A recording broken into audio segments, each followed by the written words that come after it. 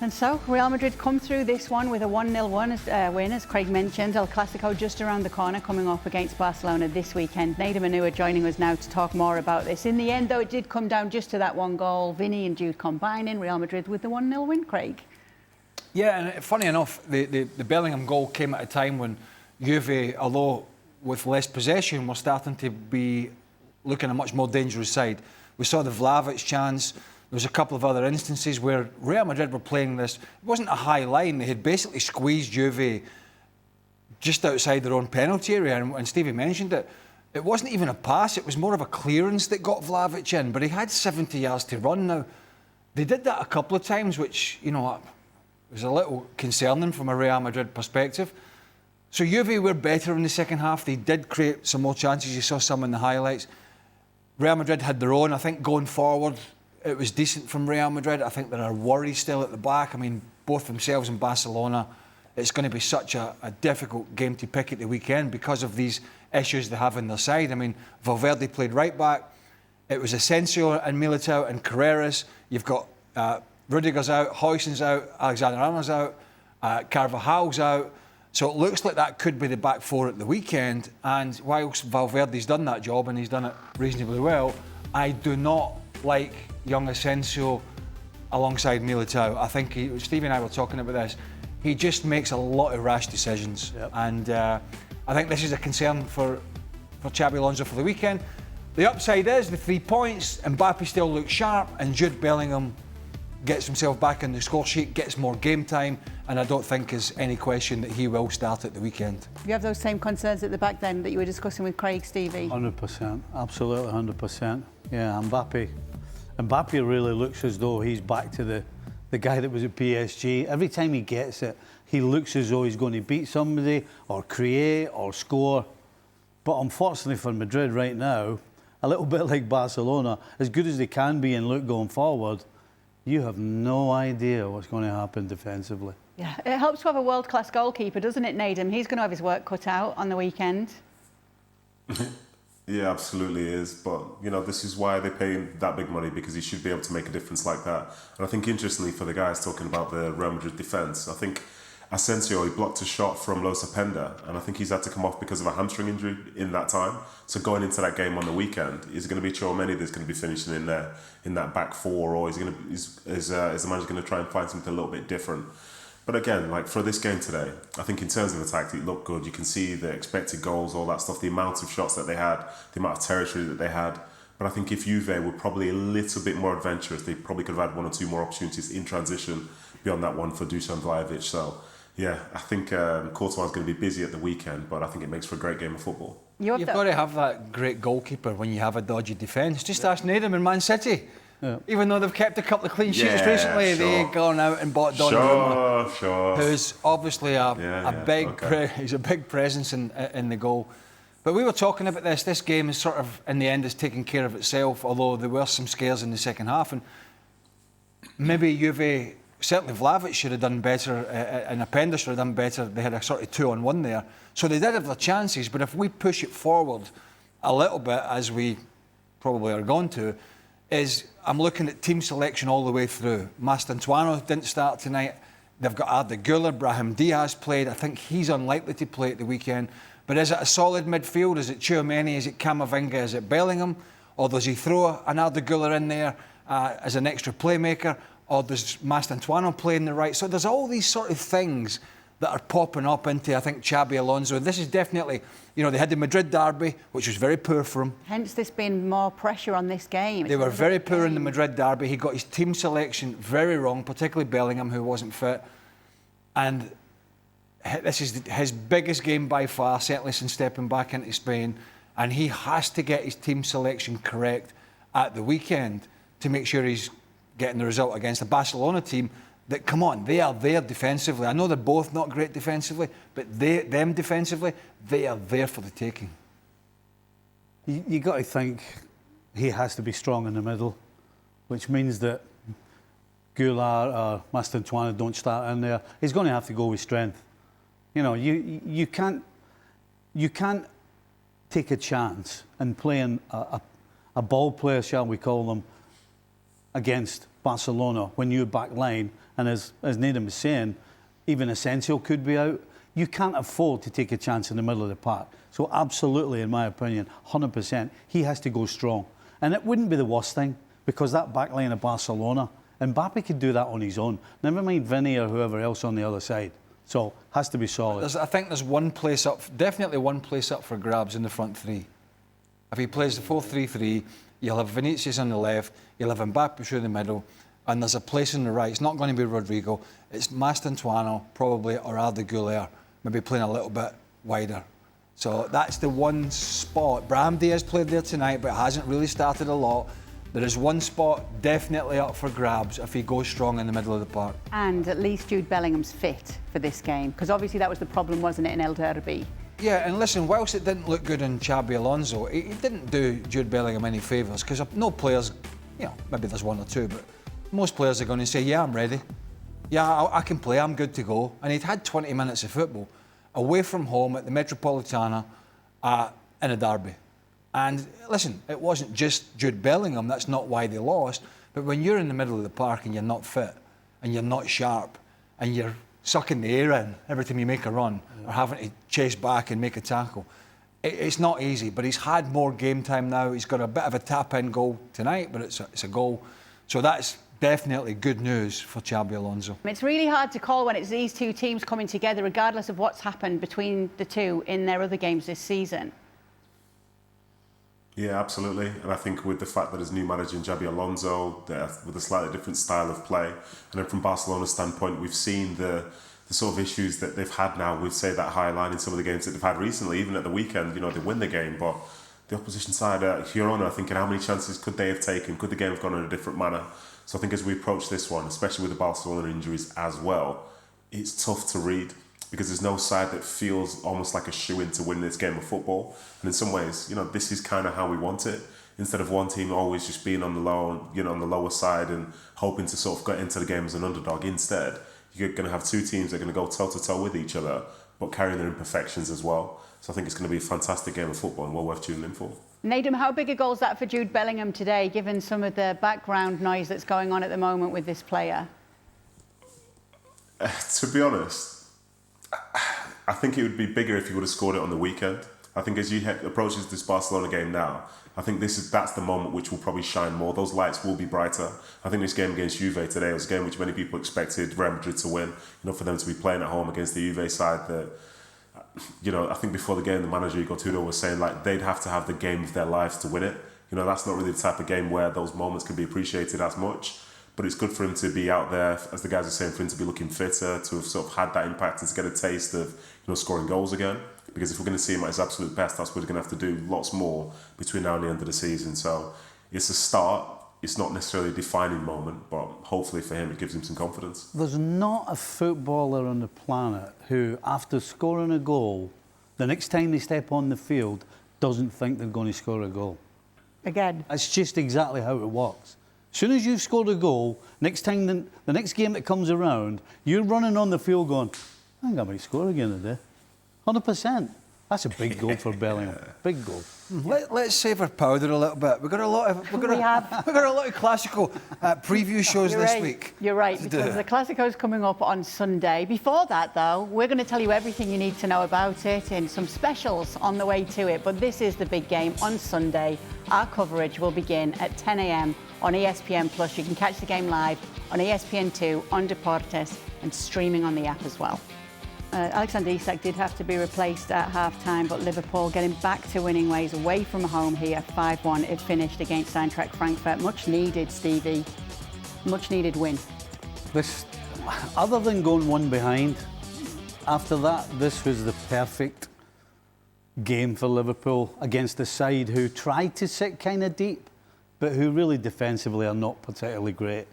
And to score 5 goals away from home, after losing 4 on the trot, I mean, was huge. As I said, the goal kind of made you sit up a little. At the time, Liverpool were in total control. And for the first time this season, as I said, after the goal, they were in total control of this match, which is, we haven't been able to say that since the start of the season. So, yes, it's against a side that doesn't defend well, but at the end of the day, you only can do what you do, whoever's put in front of you. And so everybody's going to come off the field pleased. Wirtz is going to be happy. 2 assists, 5 goals. Slot's going to be happy. But for all the positive stuff, they still look vulnerable defensively. And still, as good a result as this is off the back of 4 defeats in the spin, you could easily argue, I think, that Brentford away at the weekend is bigger. Tough. Yeah. Because this Champions League table that we'll see in a bit will unfurl in the end, and most of the elite teams will be through. But Brentford away at the weekend, late game on Saturday. Some changes to this game, to this team today that made you think, right, is that a rest for the weekend? Mo Salah has been in poor form, spent the bulk of the game on the bench. Kirkez wasn't involved, Robertson played. When Isak scored, Steve and I looked at each other and said, he should have played against Chelsea, he should have played against Man United. Ekitike, sorry. Yep. Isak has a groin injury reportedly, so that may be a decision made for Arne Slot at the weekend. It might be made for him. But I think it's crystal clear, even if Isak wasn't carrying an injury or isn't still carrying one at the weekend, that Ekitike is the guy this season, and it just makes it even more strange that 2 huge games, Chelsea away and Man United at home, that he's been the guy putting his hand up, saying, I will deliver for you. I can make the difference. And I know he had his little faux pas in the Carabao Cup, which he missed the Crystal Palace game away because of taking the shirt off against Southampton. But that apart, he's been the best player. And again, he showed tonight his confidence in the final third, his ability to finish, his ability to run with the ball. So what way does Arne Slot go at the weekend? Cody Gakpo's pretty much undroppable at the moment. He's a big threat. He's scoring goals. He's running in behind. He gets in at the back post. Ekitike, I think, has to start. Is Mo Salah an automatic start at Brentford away, and that's why he was getting a rest? I don't know, Stevie. Where are we? I think, again, we're kind of back to square one in terms of who's playing and who's not. But I think... Wirtz back in the team after that little cameo tonight. But that's the problem. We don't know that there are so many variables that he could or couldn't do. The one thing I will say, though, the only good thing about playing against Brentford is they got a taste of what's going to happen against Manchester United, because Brentford ain't going to try and pass it out from the back. Brentford are going to try and play it long. Brentford are going to try and get in behind. So we'll find out if Arne Slot learned anything against Manchester United, because Brentford are going to pose the very same problems. After that, well, let's see. What do you think of what the boys have been saying, Nadim? No, I think it's fair. And to talk about this game in particular, I think when they did go 1-0 down, you sort of questioned it a little bit. But then you look into what Frankfurt have done this season so far. They've conceded 18 goals in 7 league games. That's the worst defensive record in all of Bundesliga. So I think for all the problems that Liverpool have had throughout the season so far, I don't think being able to attack and potentially scoring goals is one of the main ones. And so you see the goal from Ekitike at the start, that's a great goal. I think the timing of the run from way before the pass was even ready to go there, incredible. And then the 2 set pieces, come on. I know you can have players try and disrupt people's runs, but at least have players who at some point could affect someone. Because those 2 players that were there for Konate and for Van Dijk, they're basically like the smallest speed bumps in the world for these guys just run and just get a free header in. That's so poor on so many levels. But from when they had that 3-1 lead, you could see some of that confidence start to come back in. And I think some of the midfielders, Curtis Jones, Szoboszlai, Wirtz as well, some of the ball playing was really good. But it was very much against a wounded Frankfurt side. I think we could see that as the game progressed. But as the guys have said, the game on the weekend against Brentford, you can sort of feel a bit of tension about that. Because for Brentford themselves, they can go into the game and be ready to suffer, be ready to not have long periods of time on the ball, but know that in the likes of Thiago and others, they can just get those runs in behind, try and prey on mistakes. And if they do take a lead, make it as hard as possible for Liverpool to sort of continue with what they want to do. So I think the manager, he'll know himself that, that is a priority now heading into the weekend. Because, as it stands, this Champions League table, whether you're in 12th now, whether you're in 1st, there's still so many games to go that your future can be decided. But if it's another defeat in the Premier League and say the likes of Arsenal get even further ahead of you, that quest to catch them up just feels like a little bit tougher and a little bit further away at this moment in time. So, bring on the weekend. And we always talk about how the game has evolved, and certainly the pitch is bigger now. There's way more space to operate. And I'm not going to go over the Erling Haaland scores lots of goals, and Frank saying there's 20 better strikers in the league.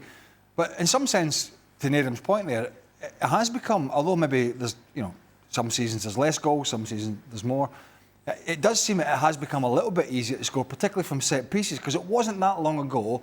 The basic principle of set pieces was put your biggest physical players on their biggest physical players. Yep. It seems a lot of managers have got away from that. It's put some of the smaller players on to try and block them, and then we'll put the big... And it's just, you've got Gabriel running over people, you've got Van Dijk running over people, you've got Harry Maguire running over people for Man United. It just seems some of the defending or the defensive tactics from set pieces, particularly when we watch the Premier League, is a head scratcher. I think one of the games I saw Alexis McAllister at Liverpool marking, was it Gabriel or whoever it was, and you think, what the hell is going on? So, as Nedum said, some of the people like Konate and Van Dijk, if you're not putting a physical threat against them, they're running over the top of you. And if you get a good delivery into the box, they're going to go and attack it. And your smaller players have got no chance of stopping them. It makes absolutely no sense. Because when you put somebody who's physically inferior against a Gabriel or a Van Dijk, there's no way they're going to be able to block them, because they're just going to run over the top of them. And then what you're doing is you're giving them a running start. Anybody the size of Van Dijk or Konate or Gabriel, you give them a running start. I don't care how good you are in the air. When you're actually jumping from a starting position, you're never going to be able to be physically strong enough to withhold a challenge or actually jump high enough, because they've got such an advantage on you. So it makes no sense the way they go about it today. And everybody goes in the dressing room after, and I imagine this is how it happens now, because it certainly happened in the day, wasn't my fault.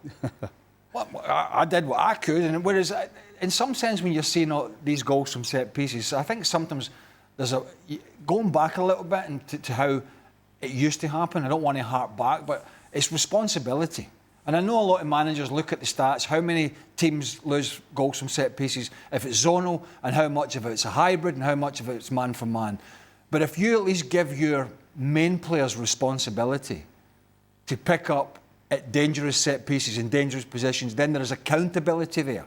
And I think a lot of it these days, with a lot of this zonal marking, there's just no accountability. Well, he got a run on me, it wasn't my space and it wasn't my man. And we're seeing a lot of goals from set pieces where centre-halves in particular and big strikers are just overpowering the opposition, and we saw that in the Frankfurt game tonight. In terms of it being Frankfurt tonight, who concede a lot of goals, and it being this stage in the Champions League, is this still what Liverpool needed before the weekend in the Premier League? Yeah, it was a bit like when I said, when you score a goal, the next time you step on the field, it's a little bit similar, because you've got like somebody like Wirtz, for example, tonight got so many touches, got so much space to be able to pick passes, and it's just about getting in a groove.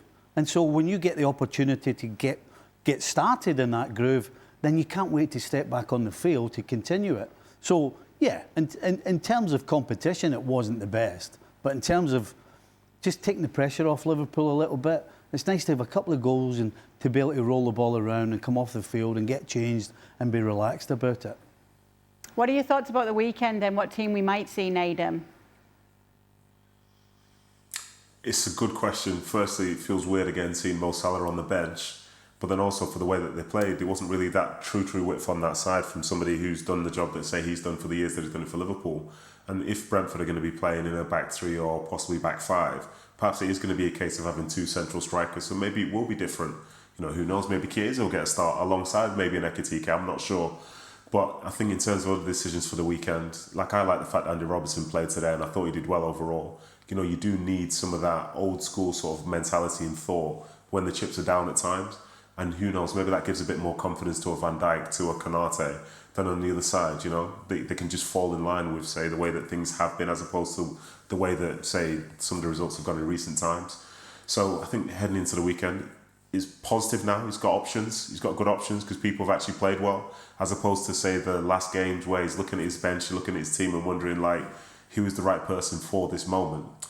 But then also, I think more importantly, as the guy said right at the top, maybe an injury-free Zach in this particular instance is a good thing, because in some ways, as they've kind of alluded to, Ekitike is ready. Alexander Isak is somebody who they're trying to get ready by giving him minutes. And in reality, I think the right decision for these last few weeks would have been to be starting Ekitike and finding a way to get Isak involved with him instead of trading one for the other and unfortunately picking the wrong one. Arne Slot needs to up his game, doesn't he? I mean, I'm looking at that thing behind... No, Stevie, I'm not being serious. I'm looking at that behind Nedum and thinking, he hasn't been rude to Nedum yet, like Jurgen Klopp. It's true. He, I'm looking behind you at that infamous... And I'm thinking, we need to send Nedum to Liverpool in a difficult moment to ask a difficult question to see if we can get Arne Slot to bite. Yeah. That's fair. No, that's fair. But unfortunately, like, I couldn't have gone to the game on the weekend because every fan in there would have hated me anyway, with it being Liverpool and United. But I'm sure my time will come. He bit at the weekend, He bit at the weekend a little bit. First, I mean, talking about United's long balls and sitting in, and it was just kind of the first time I've just heard them just turn a little bit. Yeah. And listen, it's difficult. You've 4 straight defeats. You lose to one of your biggest rivals, although not at the moment. But historically, the biggest rivalry. You're not playing well. You've got all these, issues you need to solve with the new signings and different players and loss of form for some. But he did just give out a little rattled message at the weekend. He had a defensive tone about him, didn't he? Yeah. Obviously, they have only conceded 1 goal in all that time. That came against Newcastle. You're looking at 4 clean sheets in a row. They seem unstoppable at the moment, Nedum. Are you worried about them? Unstoppable feels a bit of a reach. I think they are in very, very good form, and we can see the strength of the squad that they have at this moment in time. And it's good for them because in some ways they can have that sort of set piece threat, but they also have some flair and quality as well. So they're finding different ways to win games of football. But I think we've seen this from them, from City, from Liverpool, from whoever, where like a really good run of form at the start of the season doesn't necessarily dictate what's going to happen in that middle third, what's going to happen in the final third of the season, what's going to happen when there are no more international breaks for 4 or 5 months, and maybe you've got a few more injuries. But for now, you can see the confidence is super high. They're at the top of the league and they deserve to be there. And, as I say, they're rolling over these teams at this moment in time. But as we know with football, it only takes one moment, one result, one injury, one bad moment. And then before you know it, you're just the same as everybody else. Well, I think that's why he has beefed up the squad. Yeah. Because he had those injuries that Nedum mentioned last year and they did not have the adequate cover. I think now, well, we'll find out if they do, because you're not going to go through a season without getting some injuries to key players. I mean, we've already seen it with Martin Odegaard. Saka's had a small time out, nothing like he had last year, which was at least 4 months. With Odegaard. I said Odegaard, with a nasty hamstring injury. But they, if we're just talking about England, are the best package at the moment. They're the best package from back to front. If you want a physical game, they can give it to you. If you want a game of football, they can give it to you. If you want to sit in, they can sit in. So at the moment, and we're only coming up to sort of mid to late October, at the moment they're the best package. Now, does that mean Liverpool won't figure it out, or Man City and Erling Haaland will keep scoring goals? That could happen. But as we sit here now, they have got the tools to play the game whichever way the opposition wants to play. And that's a good position to be in. Where can they be got at? How can they come undone, this Arsenal team? Injuries. I mean... So it's so strong at the moment. But they should have cover, Stevie, that's the point. Aye. They should have the cover. I mean, it's every single thing that Craig said. They could dazzle you with skill and ability up front. They can outplay you and outmuscle you in the middle of the park, and they don't give you anything away defensively. I mean, they are the most powerful. Maybe not the best.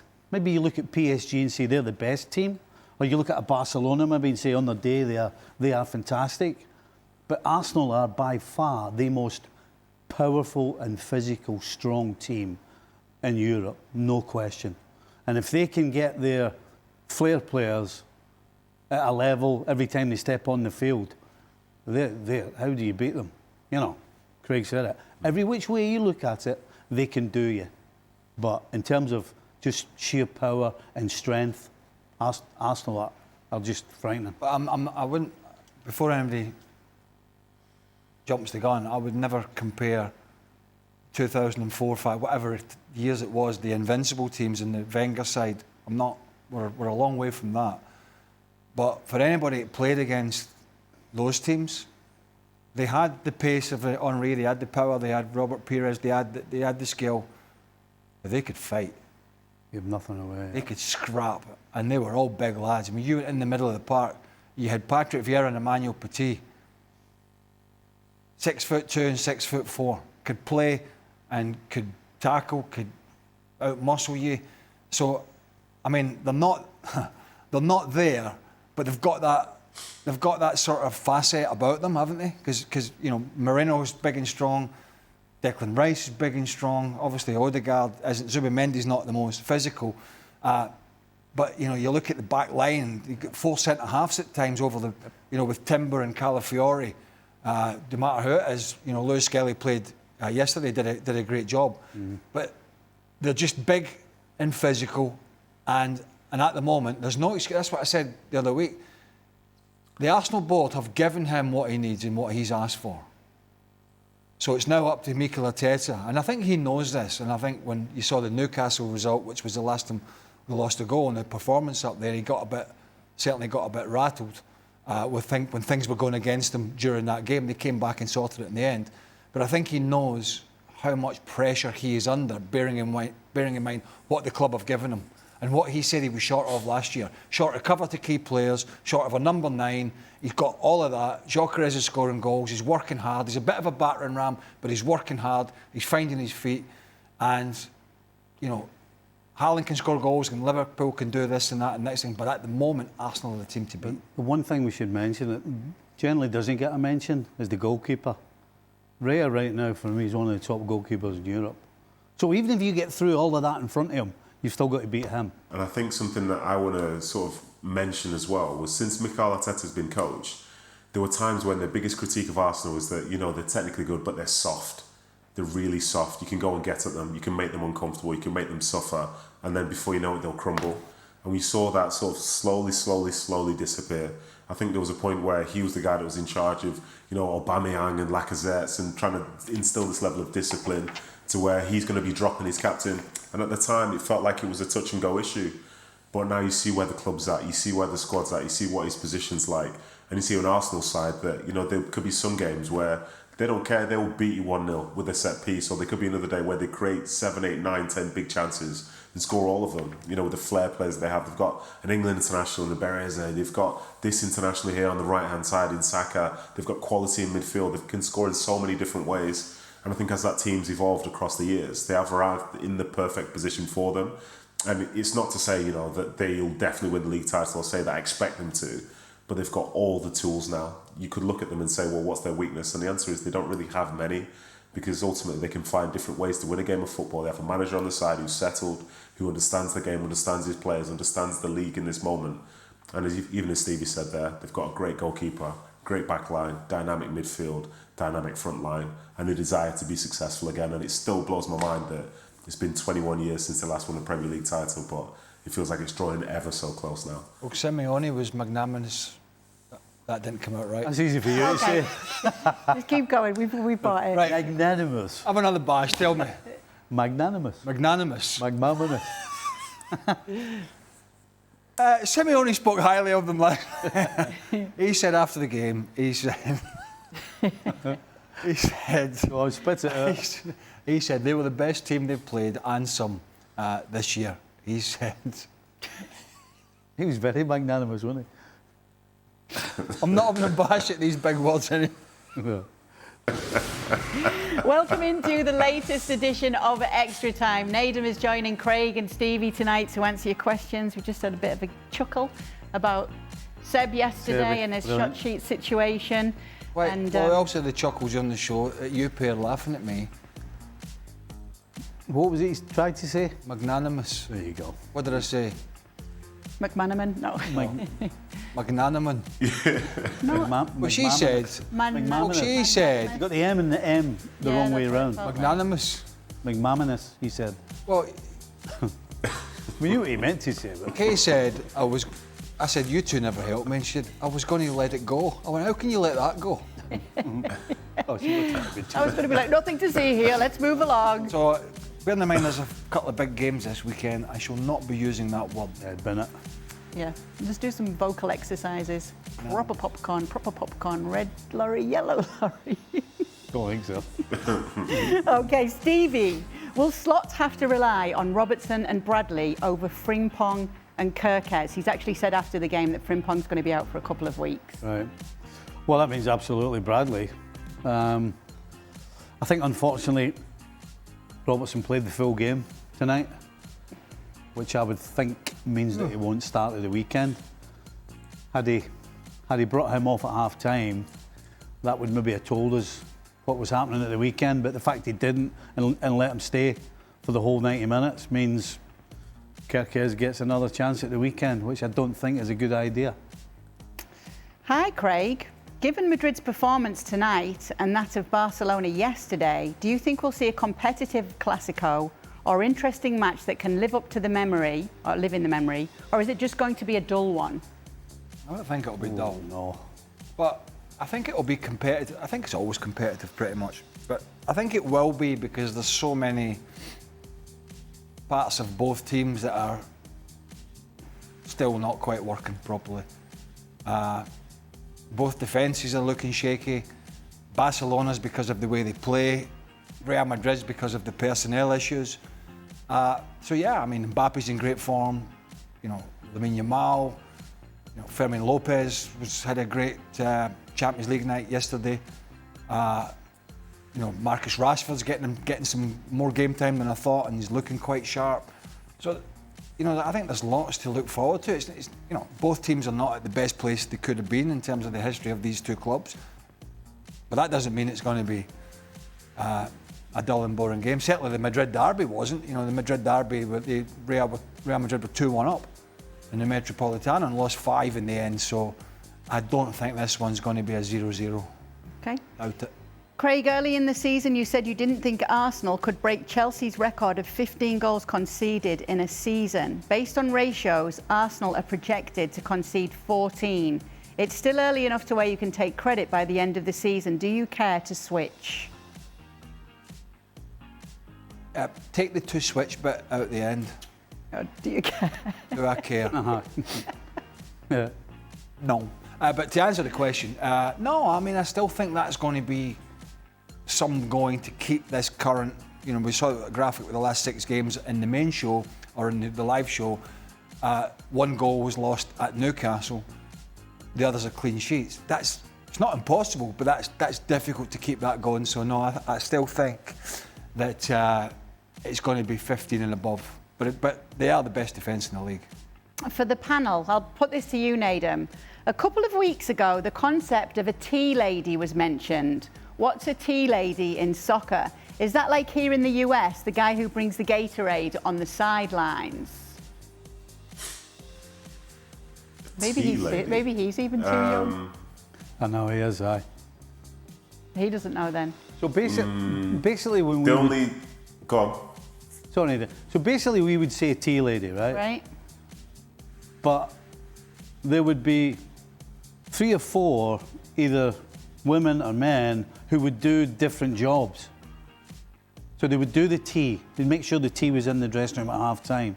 They would see them sweeping up the corridors, or taking kit into where the washing is. So you had 3 or 4 different people. Generally they were women. And so everybody just called them one of the tea ladies. But they actually did a whole host of things.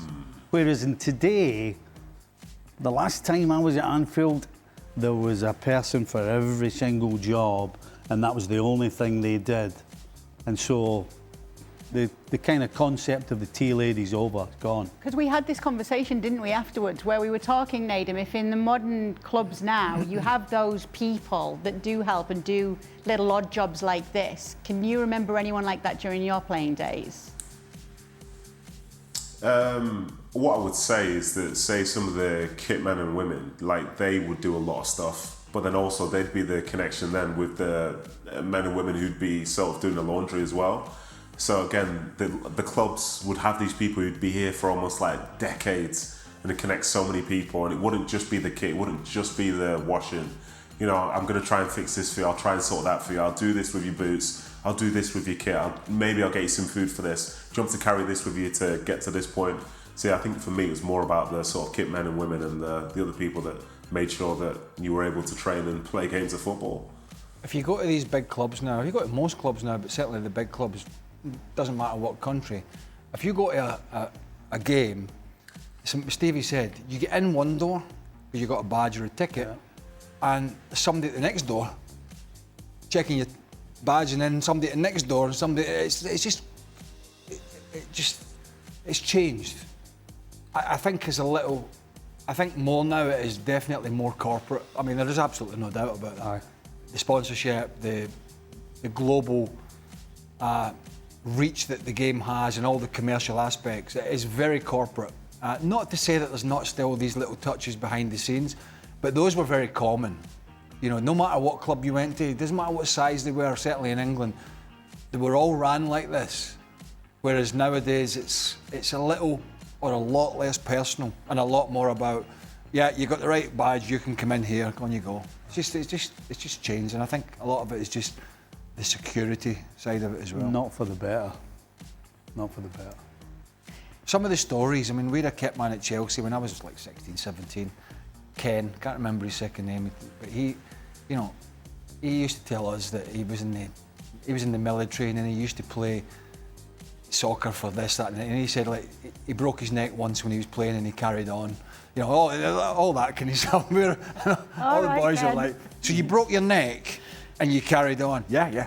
You know, he just had these people that would just tell stories. He'd be like, that could never happen. I had a mate who worked at the ground, a guy called Tommy Davis, who actually had one of his main jobs was shooting the pigeons on the roof to make sure they never made nests or clogged it up.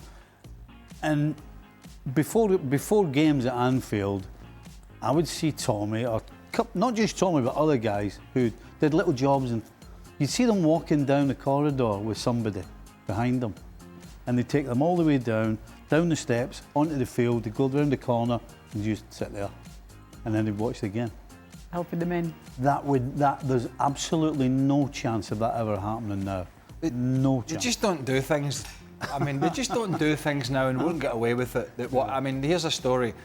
Bobby Campbell, who is no longer alive, was a Scouser, managed Fulham with George Best, was manager at Chelsea for a few years when I was a youngster. I was like a teenager. And he wasn't the most popular with the senior players because he was a very gruff, sort of throw them under the bus, shout at everybody. And some of the senior players didn't like him. Now, it was noted that every half-time Bobby would come in, and before he started shouting at the senior players, he would grab a Gatorade bottle. You know, it was like wasn't see-through, you couldn't see in it. It was like a Gatorade with one of those little lids that you popped up, and he always had a drink. So one of the lads that he'd been upsetting noticed he did this every week and filled it with massage oil. Right? And Bobby come in, and before shouting, before he started these rant at all the players, because he'd filled it, a few of them, grabbed the Gatorade bottle and went like that, and all this massage oil down, and he was like, who done that? And now the lads were all sitting like cackling. Can you imagine somebody doing that to Pep Guardiola? Yeah. I mean, it's just not going to happen, is it? No. They just don't. It's just gone are the days. It's just no fun anymore. Gone are the days when you could. But it's not fun anymore. You can't even. No, I'm not going to say it. You can't even swap Gatorade for massage oil these days. No. God. A manager can't even drink Gatorade oil now. Hi, Kay. Please ask Stevie if he thinks the front three, which started tonight, should start against Brentford. Ekitike, Isak, and Cody Gakpo. Isak's got a groin issue now after that game. Dropping Salah and only bringing him on second half. So that changes that probably a little. Well, the fact that Isak got injured completely squashes that. But had Isak been in any sort of form, then I would have said yes. Because obviously Salah's not. But when it comes down to Isak or Salah, then you have to go with Salah right now, because Isak's done nothing to make you say he has to play before Salah. Does Wirtz keep his place in the 11 for you, Nadem?